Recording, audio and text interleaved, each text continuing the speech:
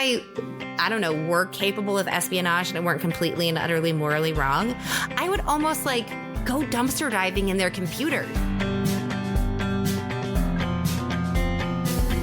Welcome to A Book and a Dream with Megan O'Russell, an author's adventure in writing, reading, and being an epic fangirl.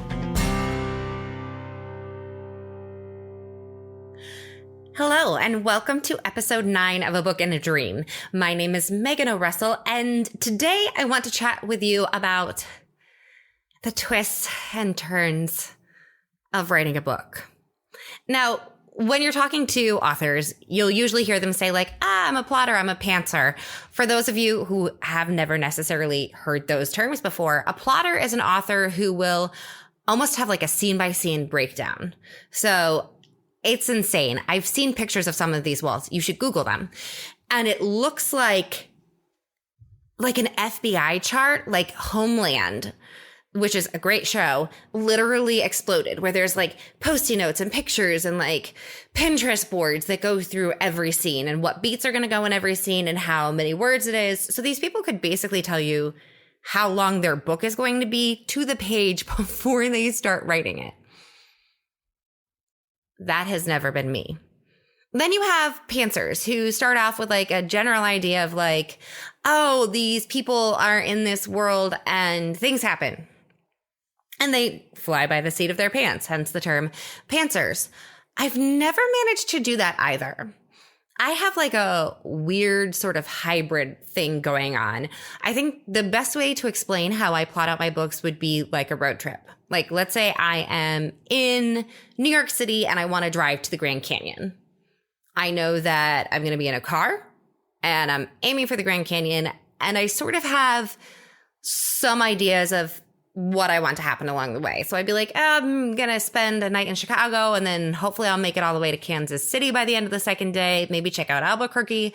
So I know the destination and I know some highlights along the way, but I don't have like every pit stop planned. I don't know where I'm getting lunch, for example.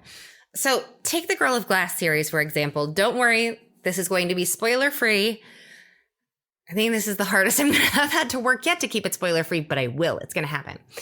So when I was writing the Girl of Glass series, I knew who Nola was. I knew who Jeremy was. I knew who Kieran was.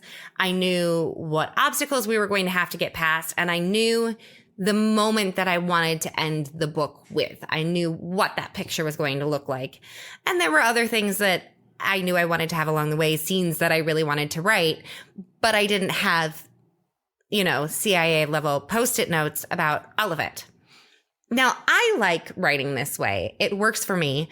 I like the adventure of like, how am I going to get them to this point? I like the characters surprising me and making choices that I would not have predicted.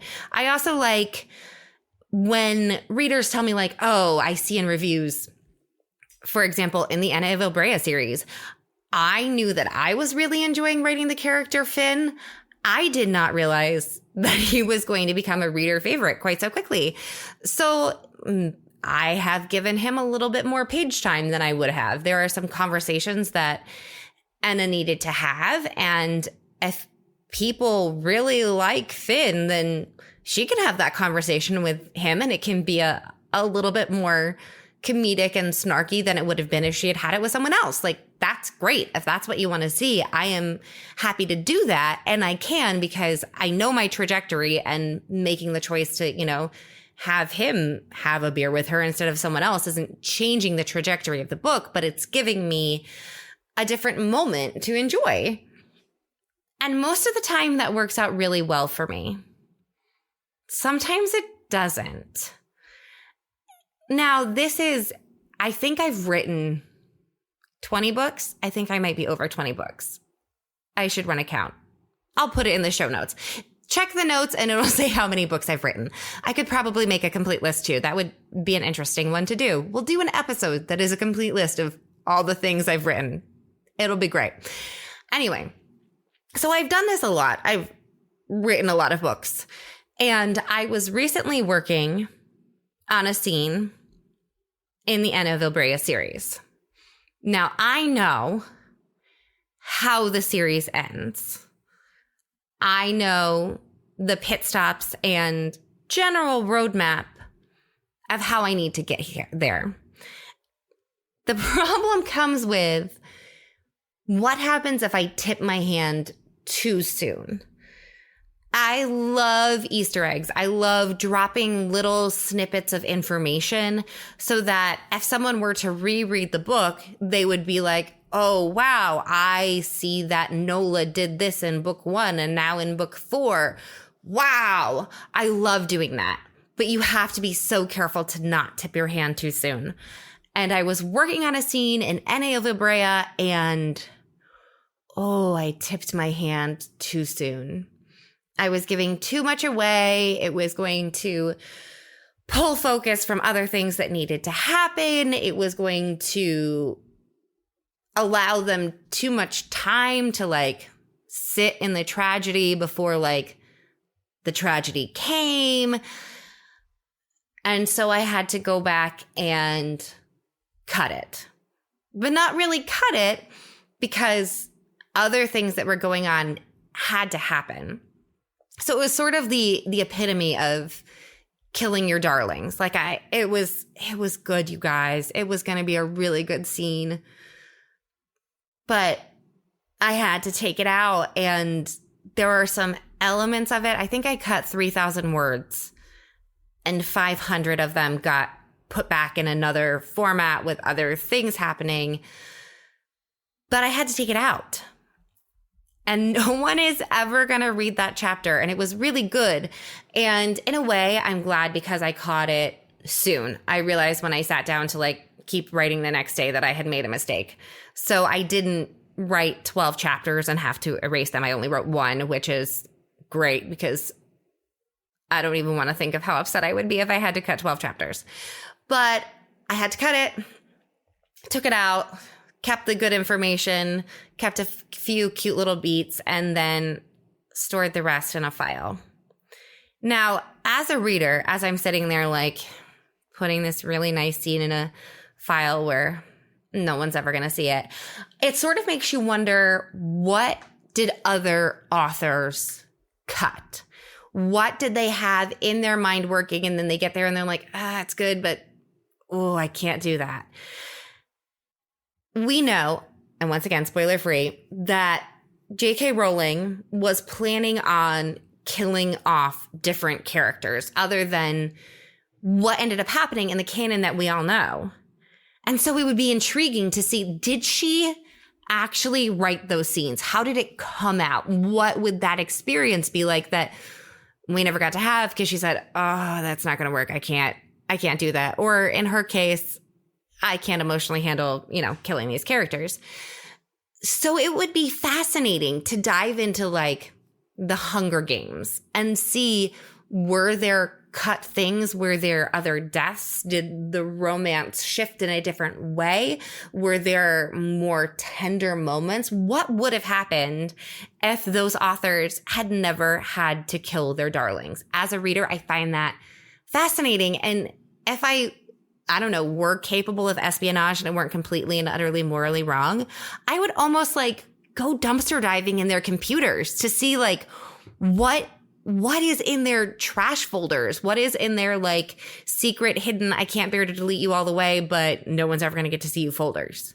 That would be amazing to see those gems. And for those of you out there who are authors, I just want to tell you that you're not alone when you have to do it.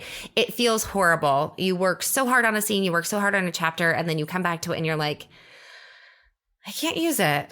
So if that happens to you, whether you're, trying to write a novel in a month, or you're working on your first book, or maybe you're 40 books in and you just need someone else to say it's okay. It is okay that this happens. I'm telling you that it's okay. It is okay that you write something you're really proud of and you just can't keep it.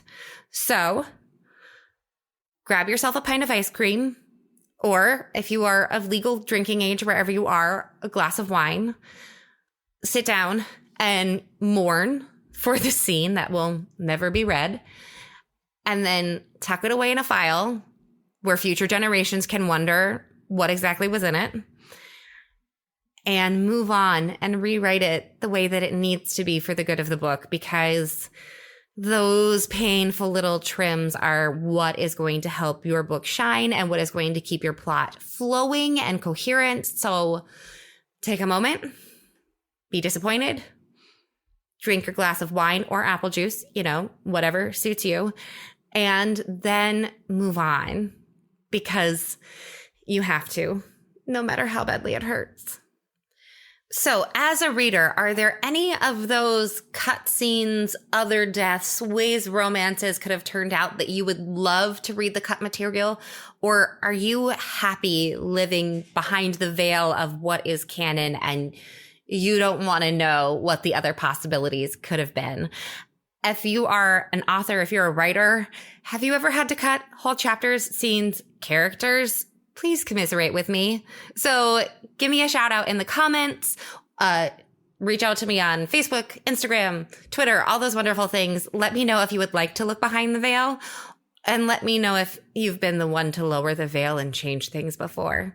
And don't forget to like and subscribe on whatever your preferred platform is. And I'm going to keep plugging away at rewriting those scenes and getting everything in the nice order for the road trip that I'm taking to the end of the Anna Evelbrea series. And I will see y'all next time.